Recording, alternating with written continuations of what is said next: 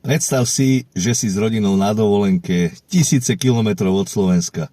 Končí sa ti dovolenka a v danej destinácii vypukne vojenský konflikt. Zriadia tam bezletovú zónu a ty sa nevieš so svojou rodinou vrátiť na Slovensko. Tak presne v tejto situácii sa nachádza veľké množstvo Slovákov, ktoré aktuálne či už dovolenkou alebo bolo pracovne na Blízkom východe a veľa ľudí tam uviazlo a nevie prísť naspäť. O to podľa mňa viac by sa vláda mala intenzívnejšie a veľmi intenzívne zaujímať o týchto ľudí a vymyslieť, ako ich dostať odtiaľ naspäť domov. Nie sú to desiatky, ako som kdesi zachytil na internete, sú to podľa môjho názoru sú to stovky, ak nie viac ľudí, Slovákov, ktorí sú tam a nevedia prísť naspäť.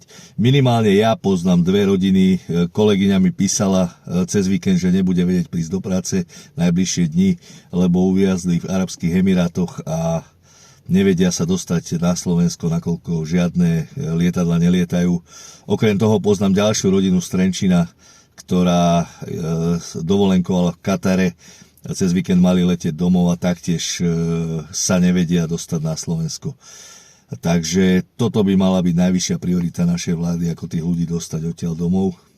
A chcem sa spýtať, ak máš aj ty niekoho, alebo poznáš niekoho, kto je na Blízkom východe a nevie prísť odtiaľ domov, budem rád, keď mi necháš nejakú informáciu alebo komentár tu pod týmto videom.